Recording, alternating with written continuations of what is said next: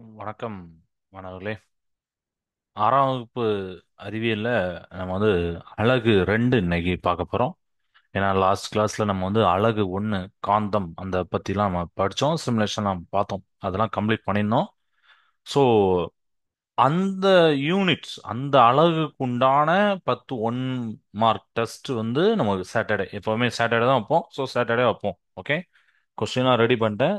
சரி, இன்னைக்கு 2வது யூனிட் ஸ்டார்ட் பண்ணி விட்டுறோம். சனிக்கிழமை நம்ம 1 வேர்ட் டெஸ்ட் வச்சலாம்னு பிளான் பண்ணியிருந்தேன். ஸோ அதனால நம்ம சாட்டர்டே 1 வேர்ட் டெஸ்ட். ஓகே, அதுக்கு ரெடி ஆகிக்கோங்க. அழகு 2 அப்படிங்கிற அந்த வாட்டர், அதில் நீங்கள் பார்த்துவீங்க, அந்த யூனிட் நேம் பார்ப்பீங்க, வாட்டர், நீர். இதை ஏன் ஒரு யூனிட்டா கொடுக்கணும்? யோசிச்சு பாருங்க. இதை ஏன் ஒரு யூனிட்டா நம்ம கொடுக்கணும், ஒரு அழகா ஏன் கொடுக்கணும்? ஏன் நம்மளுக்கு வாட்டர் பத்தி தெரியாதா? அப்படிதானே? ஒரு நம்மளுக்கு ஒரு சிலபஸ்ல ஒன்று கொடுக்குறாங்கன்னா என்ன அர்த்தம்? அதை நம்ம தெரிஞ்சுக்கணும்னு அர்த்தம். வாட்டரை பத்தி கொடுத்துருக்காங்களே, வாட்டரை பத்தி நம்மளுக்கு தெரியாதா? எஸ், கண்டிப்பா தெரியாது.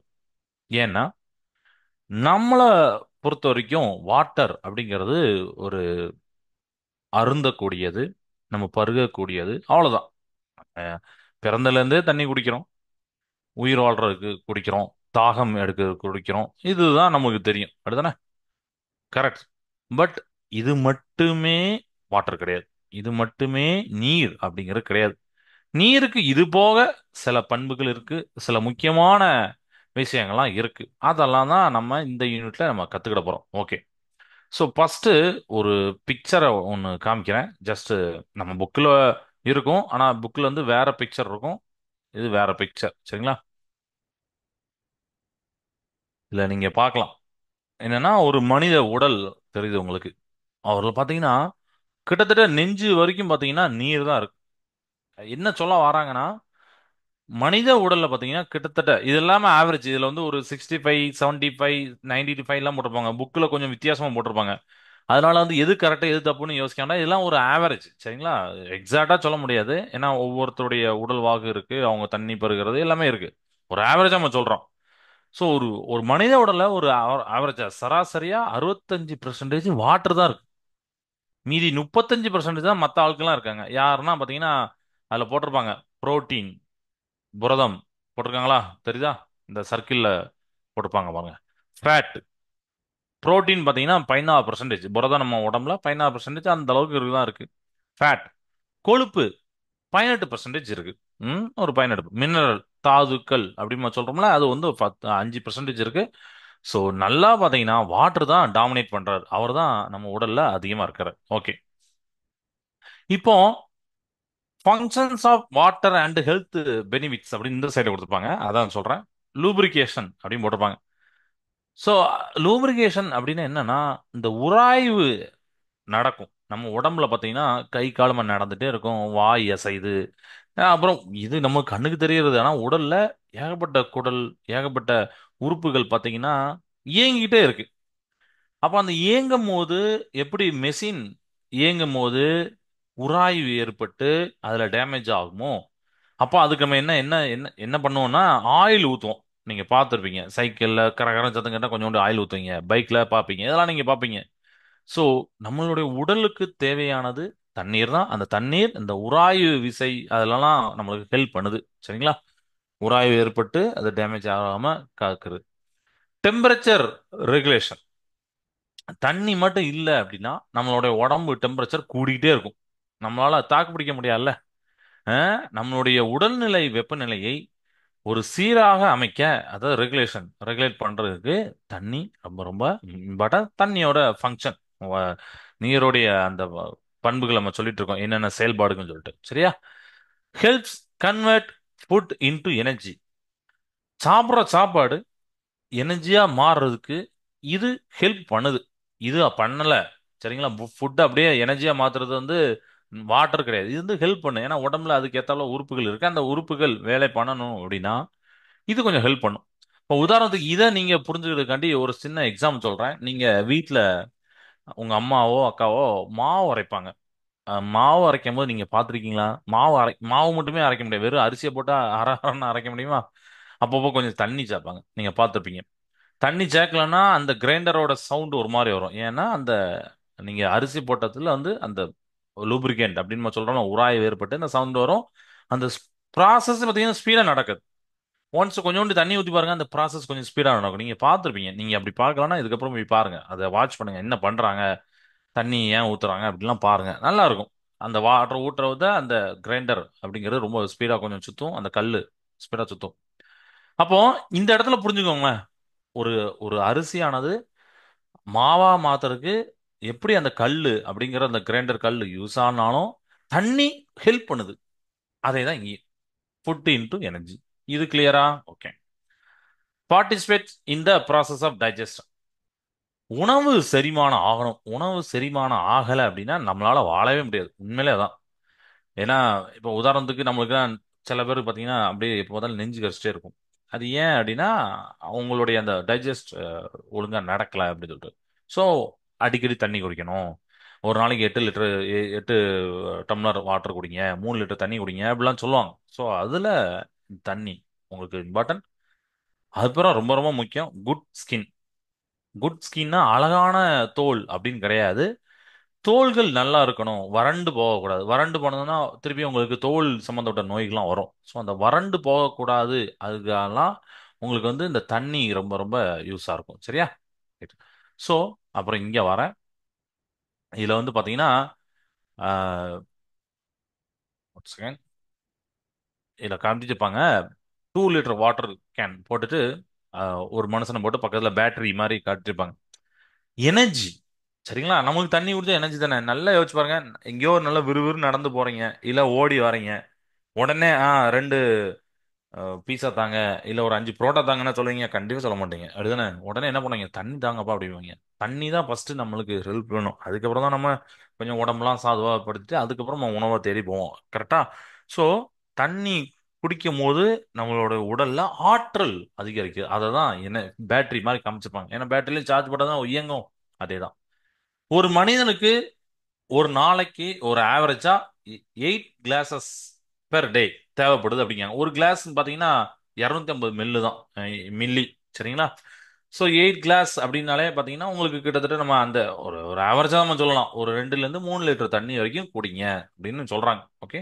ஸோ இதை நீங்க கால்குலேட் பண்ணியே பண்ணலாம். காலையில இப்போ ஒரு 2 டம்ளர் குடிச்சேன், ஒரு 10 மணிக்கு ஒரு டம்ளர், இந்த மாதிரி மேபி நீங்க தண்ணியே குடிக்காம இருந்தீங்க அப்படின்னா இதை ஒரு ஃபர்ஸ்ட் ஒரு ரெகுலரா ஒரு நம்மளுக்கு ஒரு கண்காணிச்சுக்கிற மாதிரி தான். ஓகே, 10 மணி ஆயிட்டு ஒரு டம்ளர் தண்ணி, 12 மணி ஆயிட்டு 1.5 டம்ளர் தண்ணி, இப்படி இந்த மாதிரி நீங்க நீங்களே இது பண்ணிக்கணும், மெஷர் பண்ணிக்கணும்.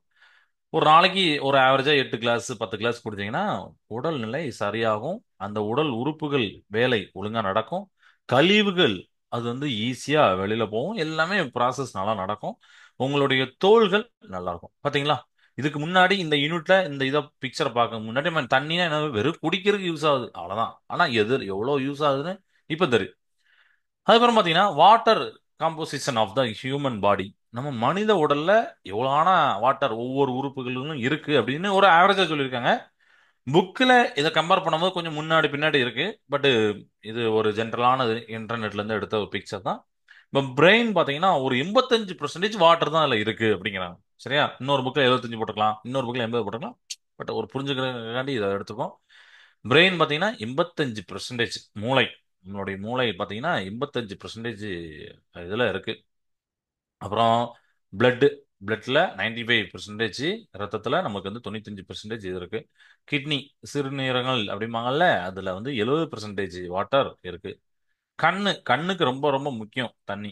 அதுல பாத்தீங்கன்னா 95% எப்படி பிளட்டுக்கு தேவைப்படுதோ அதே மாதிரிதான் கண்ணுக்கும் தேவைப்படுது. கண்ணு வறண்டு போனுச்சுன்னா நமக்கு கண்ணு கூசும். ஏன்னா கண்ணுல அந்த ட்ரையா நம்ம அடிக்கடி ரொம்ப நேரம் செல்போன் பார்க்கறதோ, ரொம்ப நேரம் டிவி பார்க்கறதோ அப்படி இருக்கவங்களுக்கு பார்த்தீங்கன்னா கண்ணு சீக்கிரம் லேப்டாப் நம்ம ஏதோ ஒன்று பார்க்குற போது கண்ணு வறண்டு போயிடும். உடனே கண்ணை கசப்போம், கொஞ்சோண்டு தண்ணியை கண்ணில் வைப்போம். ஸோ அதுக்கு வந்து என்ன பண்ணலாம்னா ரெகுலராக தண்ணி குடிச்சிட்டு அப்பப்போ நம்ம அந்த சிஸ்டம், லேப்டாப்பு இல்லை மொபைல் எதையோ நோண்டாம கொஞ்சம் கொஞ்சம் அப்படி கண்ணை வேற எங்கேயாவது கொண்டு போயிட்டு கொஞ்ச நேரம் படிச்சுட்டு கொஞ்ச நேரம் இயற்கையில உலாவிட்டு அப்புறம் வீட்டுக்கு வரணும். அந்த மாதிரி வச்சுக்கணும். லிவர்ல ஒரு 86% வாட்டர் இருக்கு அப்படிங்கிறாங்க. லங்ஸ்ல 83% இருக்கு. ஹார்ட் அதுல பாத்தீங்கன்னா ஒரு 79% வாட்டர்லாம் இருக்கு, ஒரு ஆவரேஜா இருக்கு அப்படின்னு சொல்லியிருக்காங்க. Okay, right. ஸோ இப்போ இதை பத்தி உங்களுக்கு ஓவராலா ஓகே, ரைட். இதெல்லாம் நம்ம தெரிஞ்சுக்க போறோம். அண்டு இது போக இன்னும் இருக்கு. அதாவது கெமிக்கல் சம்பந்தப்பட்ட, அதாவது கெமிக்கல் ஃபார்முலா H2O அப்படிலாம் நம்ம பார்க்க போறோம் இந்த யூனிட்ல. ஓகே. ஸோ நீரோடைய மூலங்கள், சோர்சஸ், அந்த பயன்பாட்டிற்கு கிடைக்கக்கூடிய நீரினை பற்றியுள்ள தகவல்கள், டேட்டாஸ், நீரோடைய நேச்சர், இயல்பு என்ன, வாட்டர் சைக்கிள், நீர் சுழற்சினா எப்படி, அதான் நீர் சுழற்சிமாங்க, வாட்டர் சைக்கிள்மாங்க, அது எப்படி, முக்கியமா நீரினை சேமிக்கும் வழிகளை நம்ம தெரிஞ்சுக்கிறதும், அதுக்கு என்னெல்லாம், அதாவது பரிந்துரைக்கும் திறன்களை பெறுதல் போட்டிருப்பாங்க. புவியில் உயிர் வாழ தேவையான நீரின் முக்கியத்துவத்தை உணர்ந்து கொள்ளுதல், நீரை சேமிக்கும் முயற்சிகளை மேற்கொள்ளுதல். இதெல்லாம் படிச்சுட்டு லாஸ்டா என்ன பண்ணணும்? அந்த நீரை சேமிக்கிற முயற்சியில ஏதாவது நம்ம ஒண்ணு பண்ணணும். நம்ம இந்தியாலே பாத்தீங்கன்னா சில பேர்லாம் வந்து நிறைய மரங்கள் நடுறது அப்பப்போ நியூஸ் வரும். 1000 மரக்கன்றுகள் நட்டாங்க, 2000 மரக்கன்றுறாங்க, ஒரு காடை உருவாக்குனாங்க. அந்த மாதிரிலாம் நிறைய இருக்கு. நீங்க இன்டர்நெட்ல பாத்தீங்கன்னா நிறைய டேட்டாஸ் கிடைக்கும். ஸோ ஏதோ ஒன்று பண்றாங்க. இதே மாதிரி ஃபாரின் பாத்தீங்கன்னா சில கண்ட்ரிலாம் பாத்தீங்கன்னா தண்ணியே இருக்காது. அப்ப அதுல எல்லாருமே என்ன பண்ணுவாங்க? சும்மா எங்கேயோ போய் பிடிச்சி வச்சிருவாங்க. அப்ப அதுல யாராவது ஒருத்தர் சிந்திப்பாங்க, இல்ல இது இப்படியே போகக்கூடாது, நம்ம எதிர்கால ஜெனரேஷன் நல்லா இருக்கணும் அப்படின்னா அவங்க அதுக்கு ஒரு மெத்தட் கண்டுபிடிப்பாங்க. வாட்டர் இருக்கலாம். ஸோ இதெல்லாம் நடந்த சம்பவங்கள்.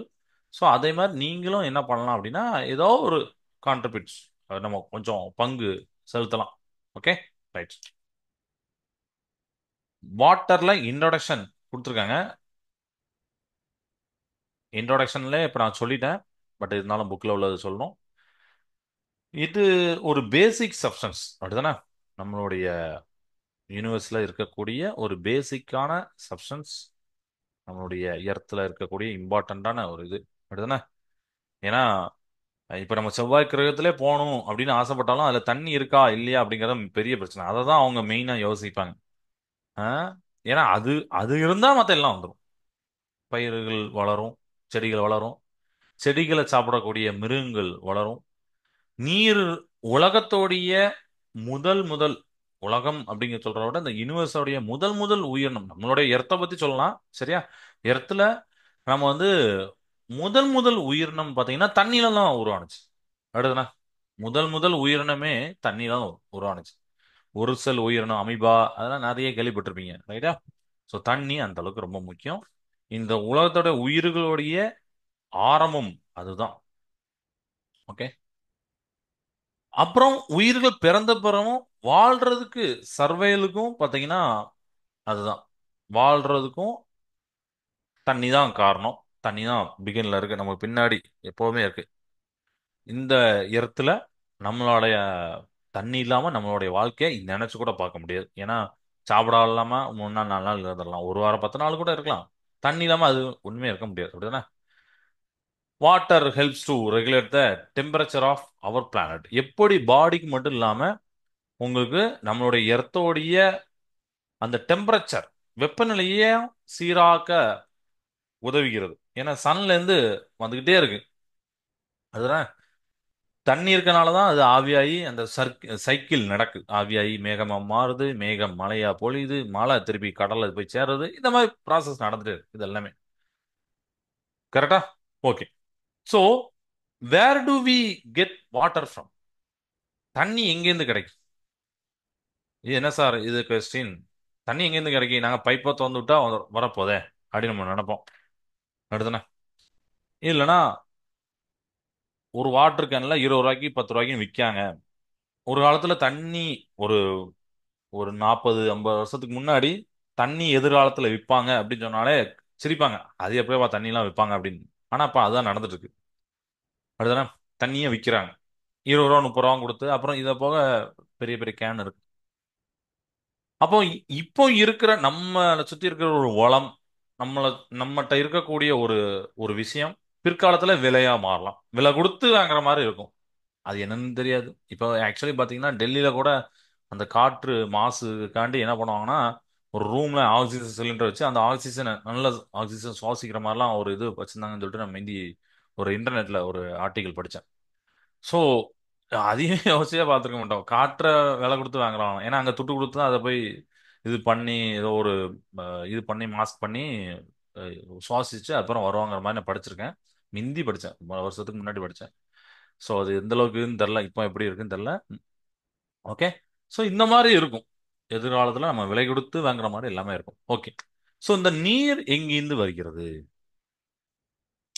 இந்த வாட்டர் எங்கிருந்து வருகிறது?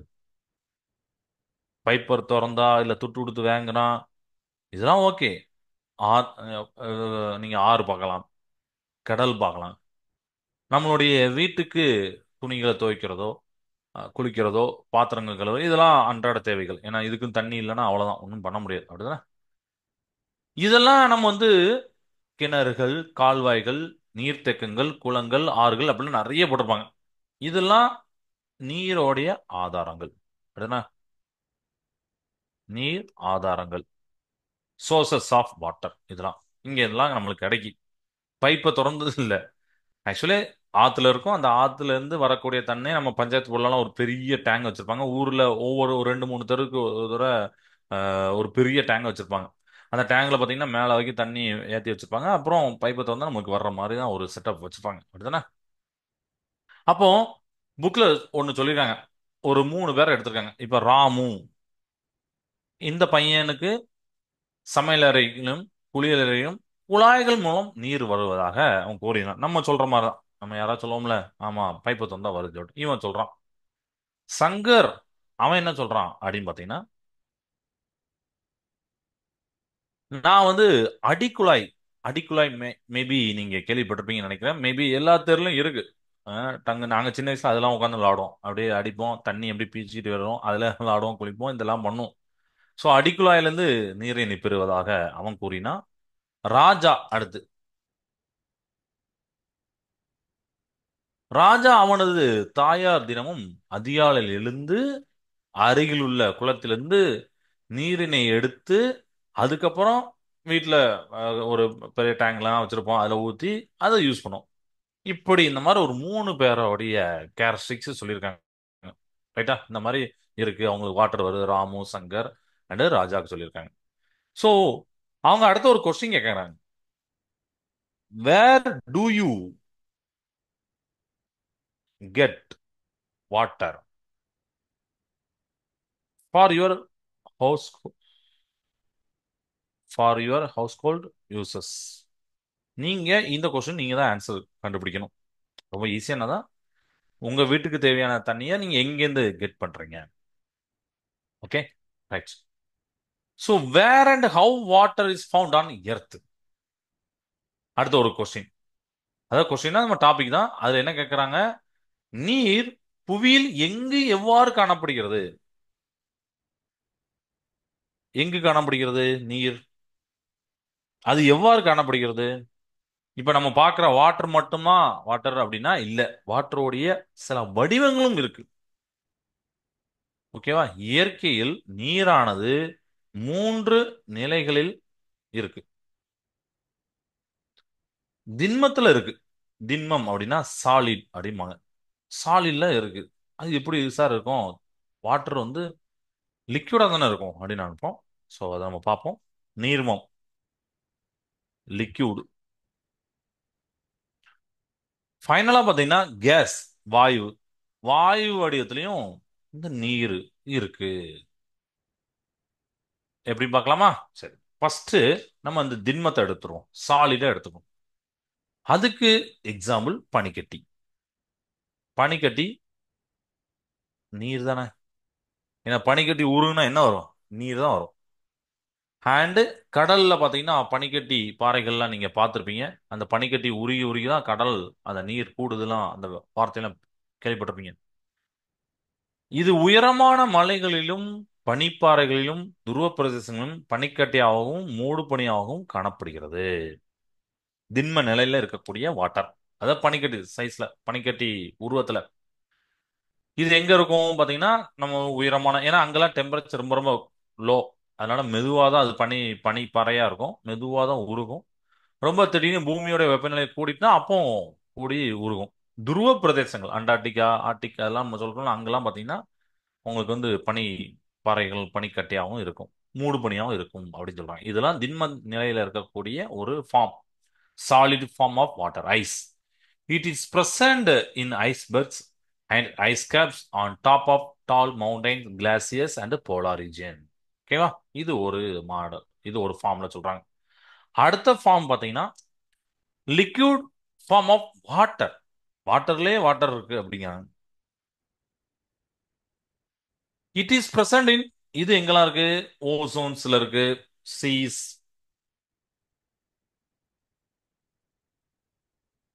லேக்ஸ், ரிவர்ஸ், இதெல்லாம் பாத்தீங்கன்னா இருக்கு. ஈவன் அண்டர் கிரவுண்ட், நம்ம பூமிக்கு அடியிலயும் இருக்கு. சரியா? தண்ணி நீங்க போர் போடும் போது பார்ப்பாங்க, தண்ணி இருக்கான்னு பார்த்துட்டு அந்த இடத்துல போர் போடுவாங்க. சரியா? சோ திரவ நிலையில இருக்கக்கூடியது நீர் தான். திரவ நிலையில இருக்கக்கூட சோ அது பேரே நீர். அது திண்ம நிலையில இருந்தா அது பேர் பனிக்கட்டி, திரவ நிலையில இருந்தா அது பேர் நீர், அவ்வளவுதான். ஏன்னா அதுக்கு மூன்று விதமான வடிவங்கள் இருக்கு, அதுதான் நம்ம இங்க பார்த்தோம். திரவ நிலையில பெருங்கடல்கள், கடல்கள், ஏரிகள், ஆறுகள், அப்புறம் பூமிக்கு அடியில நிலத்தடியில நீரானது திரவ நிலையில் காணப்படுகிறது. அதுக்கப்புறம் பாத்தீங்கன்னா வாயு நிலை, கேசஸ் ஃபார்ம். சோ வாயு நிலையில் இருக்கக்கூடிய நீரை நம்ம என்ன சொல்ல போறோம்னா நீராவி அப்படின்னு சொல்றோம். நீராவி. நம்மை சுற்றி காணப்படும் காற்றில் நீராவி வாயு நிலையில் காணப்படுகின்றது அப்படின்னு சொல்றாங்க. அப்படிதானே? நீரானது எப்படி இருக்கு? வாயு நிலையில கேசியஸ் ஃபார்ம்ல இருக்கு. இங்கிலீஷ்ல பாத்தீங்கன்னா நீராவிய வேப்பர் அப்படிம்பாங்க. வாட்டரை ஹீட் பண்ணா வேப்பர் தான் கிடைக்கும். நம்மளை சுத்தி இருக்கக்கூடிய காற்றுல இது இருக்கு. ஏர் அரௌண்ட் எஸ்ல பாத்தீங்கன்னா நம்மளை சுத்தி உள்ள காற்றுல ஈரப்பதம் இருக்கும், நீராவி இருக்கும். ஏன்னா பூமியில சூரிய கதிர்கள் பட்டு பூமியில இருக்கக்கூடிய வாட்டர்லாம் பாத்தீங்கன்னா நீராவி துகள்கள் நமக்கு தெரியாது, ஆனா நம்மளை சுத்தி தான் இருக்கும். லேசா அங்கங்க இருக்கும். அது நீர், நீர் சம்பந்தப்பட்ட ஒரு ஆறுகள், குளங்கள், அந்த ஏரியா பாத்தீங்கன்னா இன்னும் கொஞ்சம் அந்த இடம் நீர் அதிகமா இருக்கும். மற்ற இடத்துல கொஞ்சம் இதா இருக்கும். நீங்க அதனாலதான் அந்த குளத்து பக்கம் ஆத்து பக்கம்லாம் அப்படி ஒரு காத்து அடிக்கும் போது பாத்தீங்கன்னா ஒரு குளிர்ந்த காத்து வரும். ஏன்னா இதுதான் காரணம். சரியா? இதெல்லாம் இந்த மாதிரி ஃபார்ம்ல இருக்கு அப்படின்னு சொல்றாங்க. அப்புறம் எங்கேருந்து எப்படி கிடைக்கு இதெல்லாம் சொல்றாங்க. எப்படி எங்க இருக்கு, மூன்று விதமான வடிவங்கள் எப்படி இருக்குன்னு சொல்றாங்க. அப்புறம் அடுத்து என்ன சொல்றாங்கன்னா, என்ன கொஸ்டின், என்ன டாபிக் பாத்தீங்கன்னா அவைலபிலிட்டி ஆஃப் வாட்டர். இதை பார்க்கலாம். Availability of water.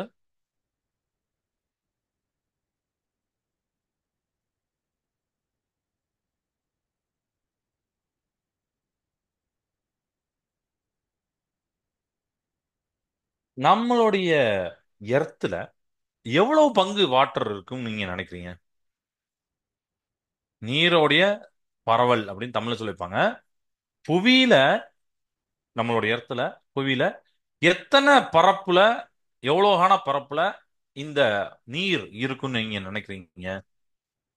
கொஞ்சோண்டி, அதிகம், அப்படிலாம் ஏதோ ஒரு வார்த்தை சொல்லும். அவங்க அதுக்கு தான் சொல்றாங்க, நான்கில், நம்மளுடைய பரப்பு, நம்ம எர்த்த பத்தி பேசுறோம், நான்கில் மூன்று பங்கு, மூன்று பங்கு நீரால் தான் இருக்கான். சரியா? புவியோடைய மொத்த பரப்புல நான்கில் மூன்று பங்கு நீர் சூழ்ந்துள்ளது. அப்ப எவ்வளவு பெரிய அதிகம்! இப்ப நம்மளோட மனித உடல் பார்த்தோம்னா அதேதான். மனித உடல்ல பாத்தீங்கன்னா இப்ப நாலு பங்கு நம்ம பிரிச்சா கிட்டத்தட்ட மூணு பங்கு நீரால தான் இது ஆணுச்சு, ஃபில் ஆணுச்சு. நீங்க பாத்தீங்களா?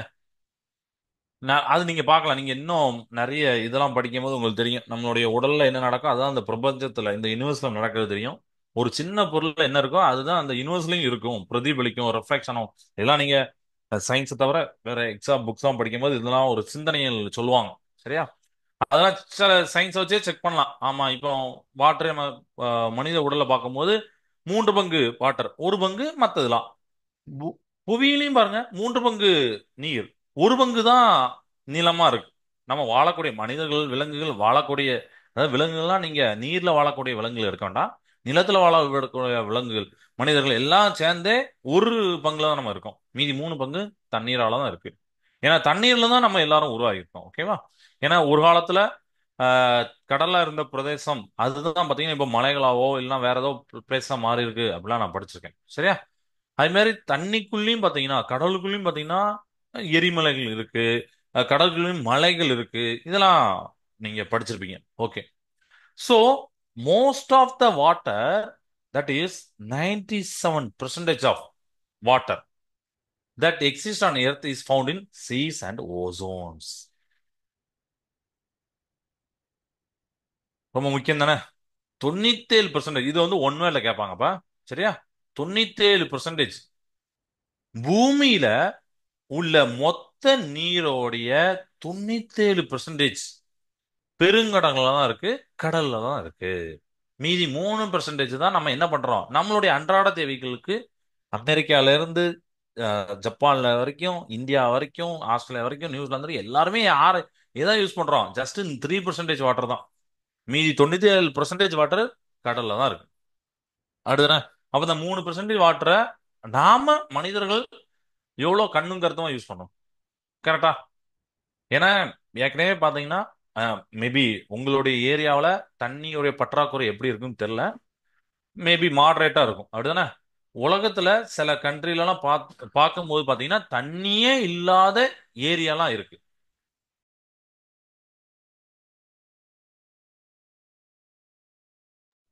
தண்ணியே இல்லாத ஏரியாலாம் இருக்கு. ரீசெண்டா இந்தியால பெங்களூர்ல பாத்தீங்கன்னா கூட அப்படி ஒரு பெரிய இஷ்யூ நடந்துச்சு. தண்ணியே இல்லாம அந்த மாதிரிலாம் நடந்துச்சு. ஸோ அது மாதிரி வரும். இந்த ஏரியாவுக்கு எங்க ஊர் தான் நல்லா ஆறு போதா சார், எங்க ஊர்ல தான் நல்லா நல்லா இருக்கு சார், கால்வாயெல்லாம் நல்லா இருக்கு அப்படின்னு நினைக்க வேண்டாம். இ- டக்குன்னு மாறிடும். அதனால நம்ம வந்து எப்பவுமே மெயின்டைன் பண்ணணும் அந்த வாட்டர் லெவல். அதனாலதான் முன்னோர்கள் வந்து அந்த இதெல்லாம் கட்டி வச்சாங்க. நம்ம குளம், கால்வாய், ஏரிகள் எல்லாம் எது கட்டி வச்சாங்கன்னா, மழை வருதுன்னா அந்த மழை நீரை சேமிக்கணும், சேமிச்சு அடுத்து யூஸ் பண்ணணும் அப்படின்னு சொல்லிட்டு அந்த ஒரு இதுக்கெல்லாம் யூஸ் பண்ணாங்க. ஓகேவா? ரைட். ஓகே. இப்போ 97% வாட்டர்னு சொல்லியாச்சு. 100% பொதுவா வைக்கும்போது 97% கடல்லையும் பெருங்கடலையும் இருக்கு. இந்த கடல்ல இருக்கக்கூடிய வாட்டரை நம்மளால குடிக்க முடியுமா? வாய்ப்பே இல்லை. ஏன் குடிக்க முடியாது? பிகாஸ் கடல் நீர் உப்பு. உப்பு அப்படிதானே? சீ வாட்டர் பார்த்தீங்கன்னா உப்பு. உப்பு உப்பு நீரா இருக்கும். தமிழ்ல வந்து உப்பு நீர்னு சொல்லியிருப்பாங்க. சால்ட்டி. உப்பு நீரா இருக்கும். குடிக்க முடியுமா நம்மளால? கொஞ்சோண்டி உப்பு இருந்தா அந்த சாப்பாடு ருசிக்கும். உப்பு மட்டுமே இருந்தா நம்மளால முடியுமா? முடியாது. சரியா? ஆனா நம்மளுடைய டே டு லைஃப்ல யூஸ் பண்ணக்கூடிய தண்ணி பார்த்தீங்கன்னா தண்ணி உப்பா இருக்குது, நாட் சால்ட்டி. அப்படிதானே? அப்ப அதுக்கு பேர் என்ன பேருன்னா ஃப்ரெஷ் வாட்டர் அப்படின்னு சொல்றாங்க. நம்ம ஃப்ரெஷ்ஷான வாட்டர் அப்படின்னா ரொம்ப தூய்மையான வாட்டர் அப்படின்னு நினைப்போம். ஆனா அவங்க சொல்ற இதுல என்ன சொல்றாங்கன்னா சால்ட் இல்லாத வாட்டரை சொல்றாங்க. ஓகேவா? அதாவது உபயோகப்படுத்தக்கூடிய வாட்டரை ஃப்ரெஷ் வாட்டர்னு சொல்றாங்க. பட் அதுல அழுக்கு இருக்குமே அப்படின்னு நம்ம அப்படி அவங்க நம்மளுடைய லாங்குவேஜ்ல சொல்றாம அப்படி யோசிப்போம். ஃப்ரெஷ்னா ரொம்ப சுத்தமான தண்ணி, இந்த வாட்டர் கேன்ல வாங்குறோமா 20 ரூபாய்க்கு அப்படின்னு நினைப்போம். அப்படி இல்லை. உப்பு நீரை தவிர இருக்கக்கூடியதெல்லாம் ஃப்ரெஷ் வாட்டர். அப்ப இதை நம்ம நல்லா யூஸ் பண்ணணும். அதாவது நல்லா யூஸ் பண்ணோம்னா வேஸ்ட் பண்ணாம அப்படி யூஸ் பண்ணணும். ஓகே. ஸோ குளங்கள், அப்புறம் ரிவர், ஏரிகள், இதுல இருந்துனா நம்ம வந்து கிடைக்கக்கூடியது அந்த ஃப்ரெஷ் வாட்டர் தான் கிடைக்கும். சரியா? அதையும் அவங்க சொல்லியிருக்காங்க. கடல் நீரானது உப்பு நீரா இருக்கும். ஆனா நம்மளுடைய அன்றாட வாழ்க்கையில நம்ம உப்பு நீரை பயன்படுத்த மாட்டோம். அப்படிதானே? நம்ம வந்து நீர் யூஸ் பண்றோம். அந்த நீர் வந்து உப்பு நீர் அல்ல. இதை வந்து நம்ம ஃப்ரெஷ் வாட்டர் அப்படின்னா நன்னீர் அப்படிம்பாங்க. தமிழ்ல வந்து நன்னீர். நன்னீர். குளங்கள், குட்டைகள், அப்புறம் ஆறுகள், ரிவர்ஸ்னா ரிவர்ஸ்.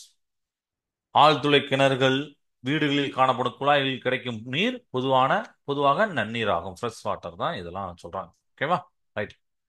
ஸோ நம்மளுக்கு இருக்கக்கூடிய ஒரு பர்சன்டேஜ் இப்ப 100% வச்சுக்கிட்டா நன்னீரோடைய அளவு எப்படி இருக்கு அப்படிங்கறதெல்லாம் ஒரு பிக்சர் கொடுத்துருப்பாங்க. அந்த பிக்சர் வச்சு நம்ம அதை பார்க்கலாம். சரியா? நான் வந்து அதை நான் இங்கேயே டிரா பண்றேன். ஒரு பிக்சர் போட்டு டிரா பண்றேன்.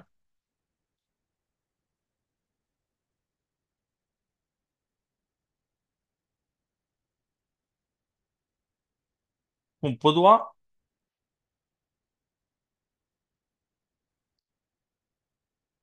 இது வந்து ஒரு 100% வச்சுக்கிறோம்.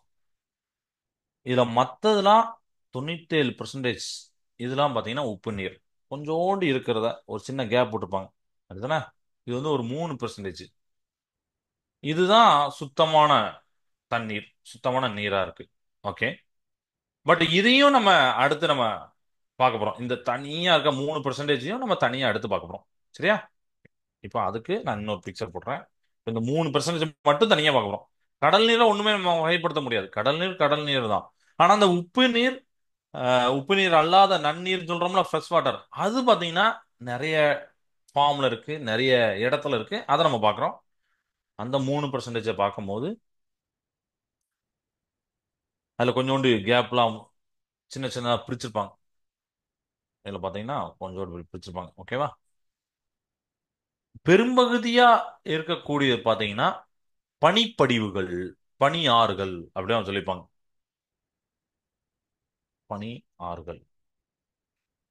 இது வந்து பாத்தீங்கன்னா கிட்டத்தட்ட ஒரு 68.7%ல இருக்கு. அந்த 3%க்குள்ள 68.7% தண்ணீர் வந்து பனியாறுகளா, பனிப்படிவுகளா இருக்கு. சரியா?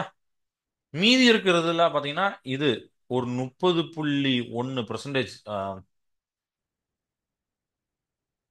இது பாத்தீங்கன்னா நிலத்தடி நீரா இருக்கு. நிலத்தடி நீர் அப்படின்னு போட்டிருக்கேன். இது போக மத்ததெல்லாம் அந்த சின்ன சின்ன கேப்பா பிடிச்சிருப்பாங்களா, இதை வந்து என்ன சொல்லியிருக்காங்கன்னா ஒரு மற்றவை. இதை நீங்க எல்லாத்தையும் கூட்டி போட்டீங்கன்னா உங்களுக்கு 100% வரும். மற்றவை பார்த்தீங்கன்னா 0.9% இருக்கு.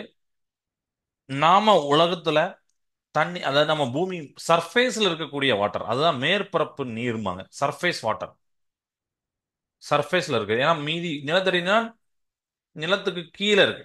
இது நிலத்துக்கு மேல இருக்கு. மேற்பரப்பு நீர், மேற்பரப்பு நீரை பாருங்க எவ்வளவுதான் இருக்கு. 0.3% தான். சரியா? இப்படி இது இருக்குன்னு சொல்றாங்க. அதுக்கப்புறம் பாத்தீங்கன்னா அந்த மேற்பரப்பு நீரையும் அடுத்து பிரிக்கிறாங்க. அதை நான் அடுத்து போடுறேன். ஃபர்ஸ்ட் இதையும் நான் இங்கிலீஷ்ல சொல்லிட்டு அது இன்னொரு பிக்சர் இருக்கு அதான் போடுறோம். ஸோ ஒரு பை சார்ட் ஒன்று பார்க்கலாம். இப்படி போடுறது பேர் பை சார்ட். ஸோ எர்த்தில் உள்ள வாட்டர் சாலைன் வாட்டரா 97% இருக்கு. ஃப்ரெஷ் வாட்டர் பார்த்தீங்கன்னா ஜஸ்ட் 3% தான். அந்த 3% வாட்டரும் எப்படி இருக்கு அப்படிங்கிற இன்னொரு பிக்சர் போடுறோம். ஸோ பனி ஆறுகள் அப்படி கிளாசியஸ் ஐஸ் கேப்ஸ் அப்படிலாம் சொல்றோம்னா அது பார்த்தீங்கன்னா 68.7% இருக்கு. மீதி உள்ள வாட்டர் பார்த்தீங்கன்னா நிலத்தடி நீர் கிரவுண்ட் வாட்டர் அப்படின்னு சொல்றாங்க. அதுல அதர் மற்றவை அதை யூஸ் பண்ண முடியாது, எதுக்குமே பண்ண முடியாது அந்த வாட்டர்னு பார்த்தீங்கன்னா 0.9% வாட்டர் இருக்கு. சர்ஃபேஸ் வாட்டர் மேற்பரப்புல இருக்கக்கூடிய பார்த்தீங்கன்னா ஜஸ்ட் 0.3% அவ்வளவுதான் இருக்கு. ஓகேவா? உங்களுக்கு ஒவ்வொன்றையா பிரேக் டவுன் பண்ணி வரும்போது உங்களுக்கு தெரியும். ஃபர்ஸ்ட் நம்ம என்ன நினைப்போம், தண்ணி தான் நம்மகிட்ட அதிகமா இருக்குன்னு நம்ம நினைப்போம். அப்படி இல்லை. அதுலயுமே எவ்வளவுதான் இருக்கு அப்படின்னு ஒவ்வொன்றா பார்க்கும்போது வெறும் 3%. அந்த 3%லயுமே 0.3% தான் சர்ஃபேஸ்ல இருக்கு. அந்த சர்ஃபேஸ் வாட்டரை அடுத்து பிரிக்கிறோம். மூணு, அந்த 0.3%. அதுல பாத்தீங்கன்னா அதையும் பிரிக்கிறாங்க. இப்படி பிரிச்சிருப்பாங்க. இப்படி இது பாத்தீங்கன்னா லேக். லேக்ல 87% இருக்கு. நடுவுல கொஞ்சோண்டு ஒரு பர்சன்டேஜ் காமிச்சிருப்பாங்க. இது பாத்தீங்கன்னா ரிவர்ஸ்ல இருக்கு 2%. இதுக்கப்புறம் பாத்தீங்கன்னா சாம்ஸ்ல, இதுல பாத்தீங்கன்னா 11% வாட்டர் இருக்கு அப்படிங்கிறத காய்ச்சிருக்காங்க. 0.3% வாட்டர் தான். அதுவுமே எந்த மாதிரி வடிவங்கள்ல எந்த மாதிரி இடங்கள்ல இருக்கு பாத்தீங்கன்னா ஏரிகள் இருக்கு 87%. அப்புறம் சதுப்பு நிலங்கள்ல ஒரு 11% வாட்டர் இருக்கு. நதிகள்ல ஒரு 2% வாட்டர். இது முன்ன பின்ன இருக்கலாம். சரிங்களா? அதனால இது வந்து எக்ஸாக்ட் வேலை கிடையாது. இது வந்து உங்களுக்கு புரியக்காண்டி ஓகே இந்த அளவுக்கு இருக்கு அப்படின்னு காட்டுறக்காண்டி உண்டான அளவு. ஸோ இதுல இருந்து சில தகவல்களை நம்ம பெறலாம் அப்படின்னு சொல்லியிருக்காங்க. என்ன என்ன தகவல்களா சார் பெறலாம்? நீங்களே யோசிச்சு பாருங்க. இதுல என்னென்ன டேட்டாஸ்லாம் தெரியுது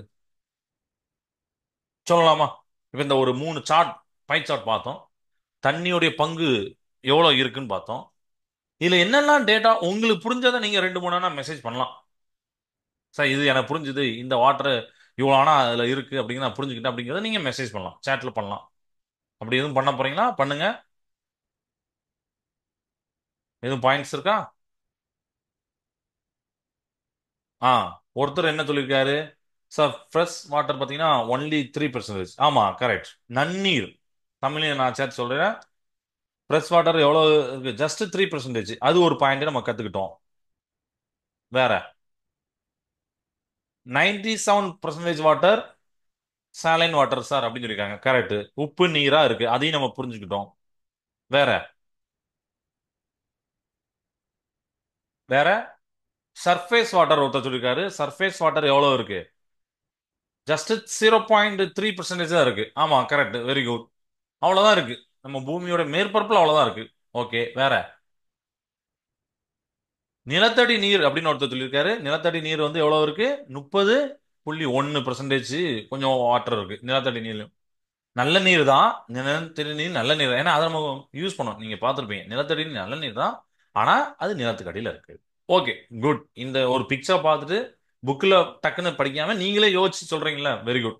நீங்களே பார்க்கலாம். ஓகே, இவ்வளவு நீர் இருக்கு, இதை தான் யூஸ் பண்ண முடியுது, இது யூஸ் பண்ண முடியாது அப்படிங்கிறத நாம இங்க புரிஞ்சுக்கிட்டோம். கிளியரா? குட். இப்போ இதே மாதிரி ஃபர்தர் கிளாஸ்ல நீங்க ஆன்சர் பண்ணுங்க. Okay, right. இன்னைக்கு இது வரைக்கும் போதும். வேற எதுவும் டவுட் இருந்தா நீங்க கேட்கலாம். இல்ல அடுத்த கிளாஸ்ல கூட நீங்க வந்தோடனே சாட் பாக்ஸ் அந்த கொஸ்டினை நீங்க ரைஸ் பண்ணலாம். நீர்ல வேற ஏதாவது டவுட் இருந்தா நம்ம அடுத்த கிளாஸ்ல அந்த நீரின் இயல்பு போட்டிருப்பாங்க, அப்புறம் அந்த வாட்டர் சைக்கிள் அதுவும் ஒன்று போட்டிருப்பாங்க, நீர் சுழற்சி.